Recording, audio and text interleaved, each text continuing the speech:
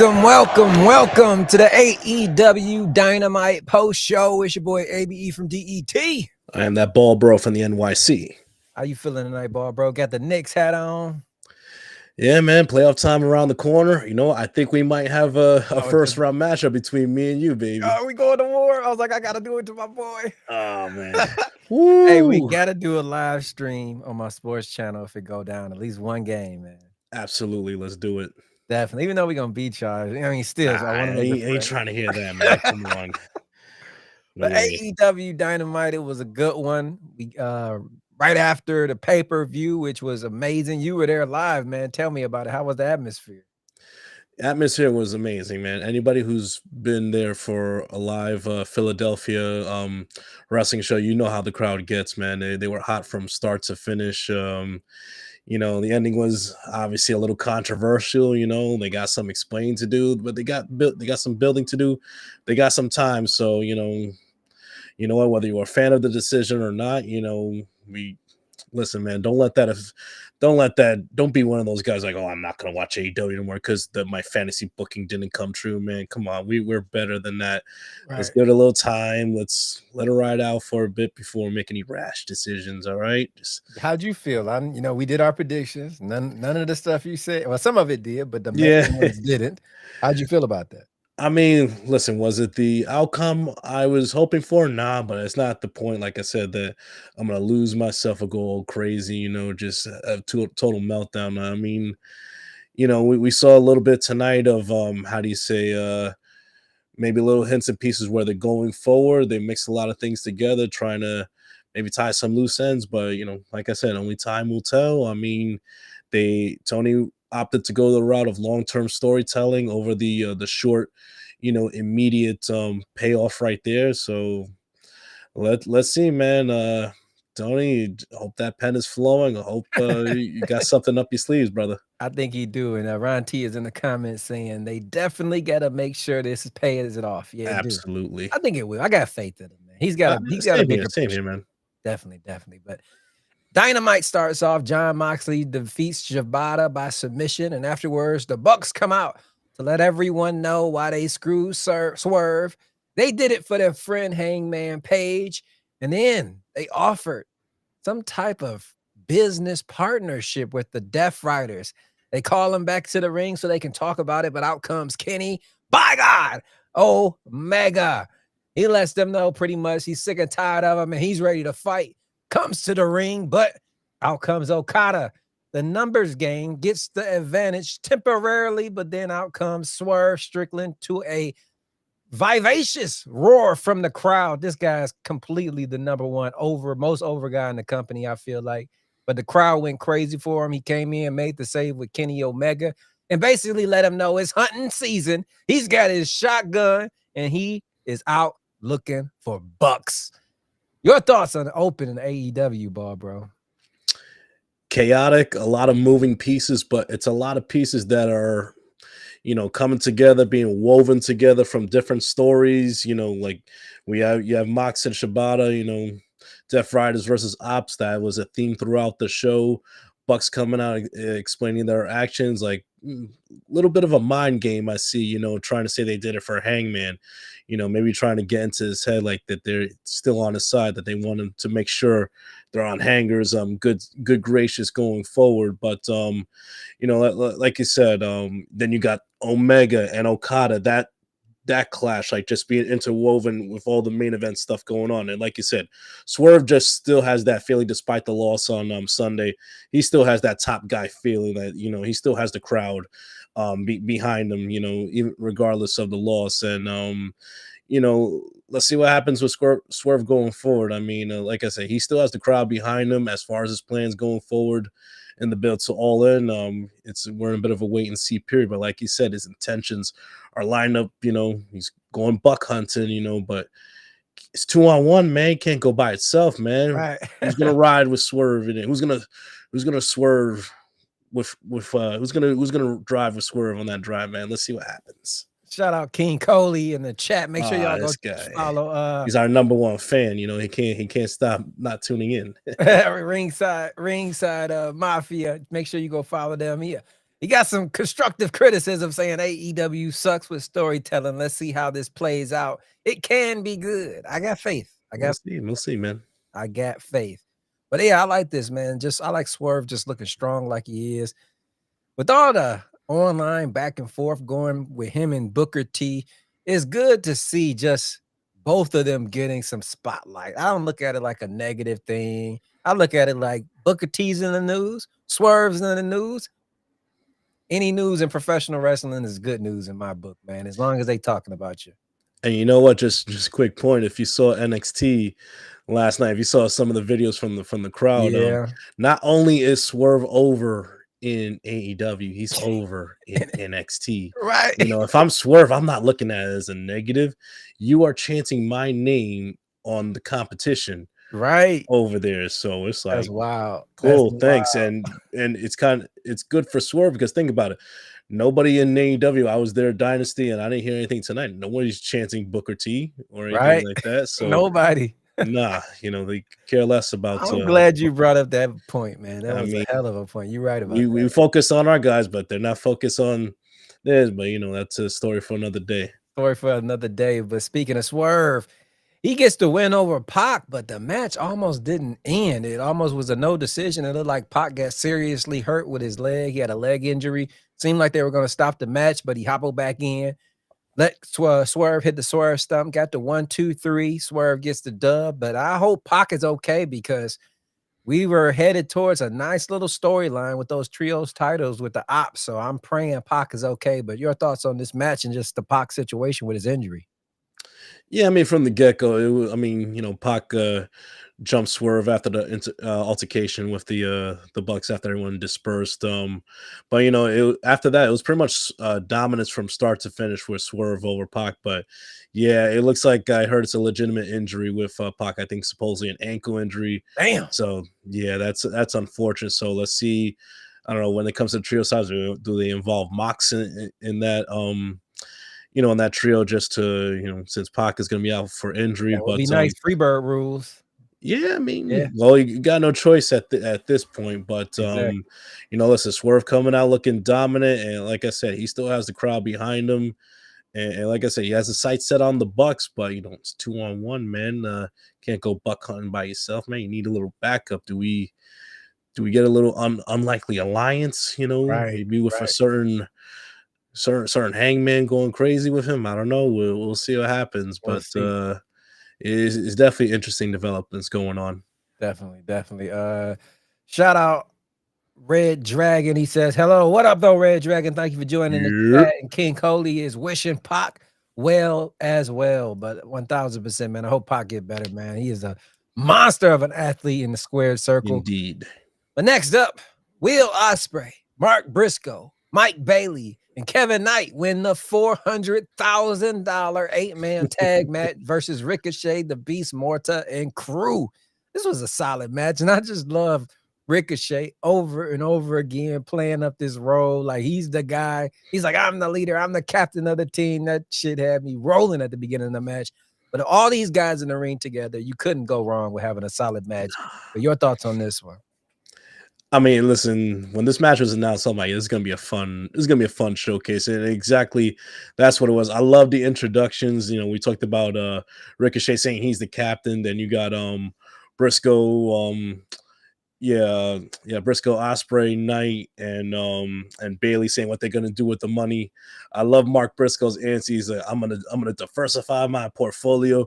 I'm like, which makes sense. Listen, the dude got 8 kids, so you got to make sure he's financially stable, you know, going forward. I love Ospreay saying, I'm gonna go to Disneyland, but yo, Kevin Knight wild, man. He's like, I'm going to Magic City. I'm like, you're about to hop on that plane to Atlanta probably after Dynamite's over. But listen, fun match, awesome showcase from everyone. I mean, Kevin Knight is just a beast. That freaking, I forget what he calls it, but that splash, like when he's just rotating up in the air, this dude is 180 frog splash. Yeah, he's just levitating up there. Bailey is Bailey, awesome Karate Kid stuff out there. But and yeah, we gotta stop the bald man slander though, man. The four-handed head slap to Ricochet. First off, shout out to Ricochet. He does a perfect front flip to the outside, lands on his feet, and he's like, "Oh shit!" And he's surrounded by everyone, and you just see everyone go, bam, right there, just playing his head like the damn bongo. And listen, TK, I love you, but I don't know what this prejudice against us beautiful bald brothers is, man. Like, Right, we gotta man. stop it, man. Come We gotta on, be man. better than You this. gotta do better than that, man. Shout out my guy Ricochet, man. Yeah. All brothers unite. Exactly. Next up, Hurt Syndicate comes out to celebrate their title defense, and out comes MJF, expecting to be let in the group for helping them win the match. But the vote doesn't go his way. It is 1-2, and he still has to earn his way in the Hurt Syndicate. I like where this is headed, man. I can eventually see them all giving the thumbs up and him getting in and screwing them over at the end, but just the storyline of this journey is starting to come together, and I'm starting to enjoy it. But how you feel about it? I love the celebration, like, and then MJF comes out and he's standing next to Shelton like he's a part of the crew. He's Right. chanting, we hurt people and everything, and like it's great comedy in my opinion. Like, we all know where it's going, when it comes to trusting MJF. It's never a good long-term decision, but I just love out of nowhere him and Big Bob are going at it, and MJF is going like, Bob, like, Right. just fucking bugging out. But and you saw freaking Shelton was trying his damn hardest not to laugh. Yeah, But he was. I mean, he a better man than me. But I mean, like I said, I wouldn't be surprised if he does earn Hurt Syndicate's trust going forward. But it's gonna take a little bit more effort from MJF. What that's gonna take, I'm not sure. But he's gonna keep on trying. He's gonna keep on prying. He's gonna keep on assisting until he gets what he wants in the end. Yeah, definitely. I want to see it, man. MJF Hurt Syndicate. Mm. This Jewish white guy with all these black guys. That should be damn good television, no matter which way they go with it. Mm-hmm. Next up, we get Chris Statlander. No, you said it right. Defeats Thunder Rosa and advances in the Owen Hart Cup with the Women's World Champion Toni Storm ringside watching the whole thing. She gives Statlander credit at the end. Hell of a match. Possibly she could get to the finals to see or to win it all and see Toni Storm. But I love Thunder Rosa, man. She's just a constant professional. Whether she's winning or losing, it seems like she's always got a happy face. She's doing what's best for business. A lot of people were online saying now that she's back, she deserves to be put back to the top. Give it time. Let her cook. Let's make sure she's still healthy. Get her legs up underneath her. Then we'll build to her being what she should be, the next AEW Women's World Champion at some point. But your thoughts on Statlander and Thunder Rosa? Amazing match from start to finish. So you got two former champions in the ring, so you should expect nothing but greatness from both these ladies right here. I mean, just and listen, Toni Storm on commentary. Listen, if she's not going to be in a match or in a promo right now, just put her on commentary the whole night, and you have me hooked right there. She's as unhinged but so goddamn fun on that microphone, just making Tony Schiavone crack at every moment that she gets. But I mean, listen, Statlander and Rosa, awesome action back and forth. I mean, the ladies have been killing it for the past month or so. They're getting more time, they're getting more shine. And listen, Statlander, I think she's the ace of the women's division. She cannot have a bad match with anyone on that roster. It doesn't matter, young, old, rookie, veteran, whatever. She's always going to put on a show. Statlander picks up the win, maybe en route to the finals. We'll see going forward. But man, I'm loving the start of the women's Owen tournament so far. And this Saturday we got Harley versus Athena. Yes. Winner faces Mercedes next week in her hometown in Boston. Yeah, A potential Mercedes Athena match in Boston in Dynamite. I think that will be the matchup. And any chance Harley pulls the upset? No chance, but it'll be a great showcase for her. Just going to show how much, how much she's improved. She's improving every time she gets in the ring. So I think she'll put on a great showing. But we all know where this is going. It's going to be Athena versus Mercedes, and I tell you what, I don't know if we're going to get a clean match. I don't think we're going to get a clean outcome next week, because this is not what they're working for, right? For just a one-on-one match on a Dynamite in a tournament. There's bigger goals down the line. So I say keep your eyes open for maybe an unexpected finish. I mean, because I can't call a winner right now. Right. Quick shout out real quick. Isaiah says, "It's my birthday. Can you say happy birthday? Happy birthday, Isaiah, man. Isaiah, happy birthday, dude. Hopefully I don't know, your picture, you look a little young. Hopefully you're getting chocolate milk wasted somewhere. But if I'm Yeah. wrong and you're an adult, have a beverage on me. Let's do it. Happy birthday. Happy birthday, kid. Next up, though, we got Jericho. Big Bill and Brian Keith are in the ring. Jericho, we all expected for him just to go off on them, but Big Bill steps up, grabs the mic, and say, if you trying to cuss us out and berate us, I ain't trying to hear it, and I'll walk out right now. But Chris Jericho flips the script, still gets angry, but he says he's just disappointed.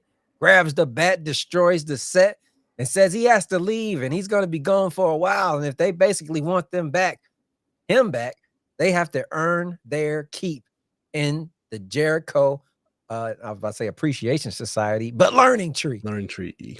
But definitely, I don't know where this is going, man. Everything else was kind of clicking tonight. This right here, something's got to give. Something's got to happen. I think Big Bill is getting over, and he's getting a little too big for the Learning Tree right now. It might be time for them to separate and him going his own way. But I trust Tony. I trust Tony Khan. I believe in his booking, even though others don't. So I'm going to give him the benefit of the doubt. But how do you feel about this segment? I mean, yeah, I think it went about as expected. Jericho going off on Big Bill and Brian Keith a bit, but I think the end goal, I think the purpose of the Learning Tree was specifically to get Big Bill over, to get him over as that Mission next accomplished.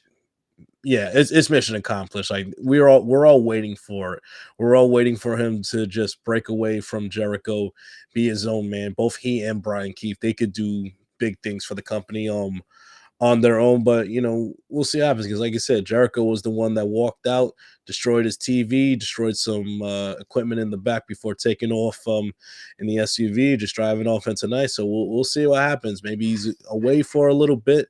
I don't think not too long, because I think there's still more of a story to tell. But yeah, the purpose of the Learning Tree is specifically to get Big Bill over, and I think they've done a great job in that. The crowd loves him. The crowd is just waiting for that moment when he just choke slams Jericho through that ring, and when it does, it will be a glorious moment, and it will start the takeoff for Big Bill. He's ready to go. And you said it last week, and I kind of looked more into it, researching it a little more. Big Bill took a big fall personally, man. He went on some mental health issues. He was down in the dumps. And I just love seeing stories like this in professional wrestling, when somebody is at an all-time personal low and they climb their way back up. He hasn't reached the top yet, but you can see him en route. The GPS is in his destination to the top. He is en route. So I'm just happy for Big Bill. A lot of people thought he couldn't separate himself from Enzo and Cass character, but he clearly has. Nobody's chanting none of that crap no more. No. They're chanting Big Bill, and I cannot wait till he finally reaches the top, get his flowers, because he deserves it, man. When you fall off and you're able to climb your way back up to the top, kudos to you, man. Kudos to you. Absolutely, man. Like I said, he's seen his journey from where he was then to where he is now. I mean, he's turned his life around. He's been sober now for a few years, and he got married, I think, last year as well. So he's winning on every facet of life right now. And she's smoking hot, man. I add. Yeah, she absolutely is. I mean, this man's not. He ain't worried about. He has no worries right now. The future's bright for Big Bill. Definitely. Shout out Tony Hayes. Tony Hayes just giving Isaiah a birthday shout out in the chat. Isaiah, happy birthday, dude, again. Man, you're a star out here tonight. Yes, sir. Well, then we get to the main event where the Ops, Samoa Joe and Hook, defeat Claudio and Wheeler, and out comes the Death Riders. But the numbers games kind of got the advantage for a minute, and they lay out Hook, devastating. Claudio just folds him in half, but Joe comes to with the chair, chases him off, grabs the mic, and lets it be known that the Ops have their sights on those trios titles. That's why I pray to God, please, Pop, be healthy, because we need a healthy Death Riders versus the healthy Ops, and that would be a hell of a hard-hitting match. But your thoughts on the main event? I was surprised that this was the main event tonight, Joe and Hook versus the Death Riders, but I think great showing from Hook to, I think he's gotten so much better, especially with being associated with Samoa Joe and Shibata. Like I said, with the ops, you know what? I don't look at it with Hook being surrounded by two father figures. I look at him being surrounded by like two cool uncles. Like I have a couple cool uncles, like my Uncle Ray, Uncle Mike. Like I don't look at them as like, adult figures. They're like just big brothers in a sense. Like, yeah, they're parental figures, but they're just, you can look up to them, you can chill with them, and learn from them as well. And that's something that Hook has done. I feel like he's more comfortable in the ring. He looks a lot more confident. He's getting better day by day every time he gets in the ring. So I still have faith that Hook has a bright future. But I mean, they pick up the victory, and like you said, hopefully Pac not too seriously injured, but if not, maybe Freebird rules with the trios, get Moxley involved in there, because Death Riders opts for the trios title. We need it, man, because I think it's time for a change. I think it's time for new champs to take the reign from the trios, and I think the ops have gold in their future. Definitely. And you were just speaking about the word Pac. We got a comment saying Abe does look kind of like Tupac, but more like Ice Cube. Maybe I'm a combination of both, ride on my enemies, West Side. A little bit of both. You never know. Combo. Well, before we go on, we got to go back to a segment. They were recapping FTR turning on Cope at Dynasty. Yeah. And freaking Tony Schiavone's the camera's on him, and he's talking about how disgusted he is with FTR's action. And then first off, he just signed his death warrant right now. He said, like, Dex, your daughter is watching at home, and like, oh shit, what did you do? Like, so Tony's gonna die. Tony's gonna die on TV. He fucked up. He's gonna get pile driven through a chair or whatever, but I don't know. RIP Tony, because it's gonna happen. Like, you don't bring up a man's kid or anything like that, but we'll see how it goes. I mean, listen, I love the heel turn this past Sunday. It was well done. It was well worth it. I mean, first off, freaking Cash is a damn demon, like, for the putting on the neck brace, and then Dax giving the chest compressions on the stretcher and everything. They crashed out, but I love it though. I mean, because it's setting up maybe a potential reunion future. Copeland and Christian Cage, one more final tag run. Maybe, we got some more setting up to do, but man, if it does happen, it will be beautiful sight to see. Yeah, definitely. Shout out Jordan in the chat, and Tony Hayes asked me, am I a tea drinker? I am now, man. I'm calling like sports events now. I'm doing college shit. I'm fucking a commentator for SCW, Superior Championship Wrestling. I'm podcasting, so my voice is like dying, man. Shout out John from Perez Patiaco.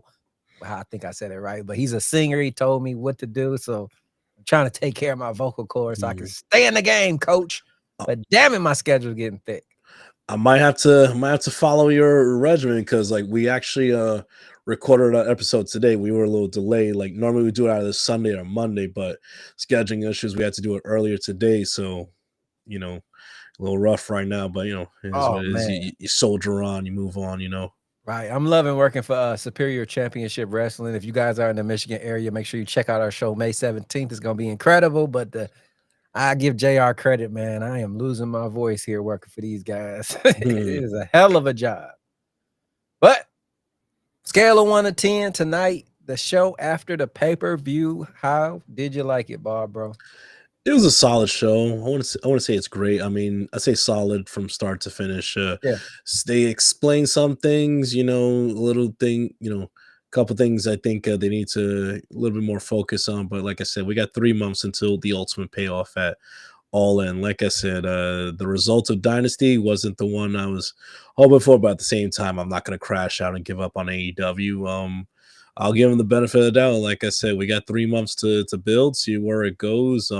I think at the end of the day, the ultimate goal, the ultimate hero that AEW needs, there's only one logical choice, and that's the Hangman. It's Hangman.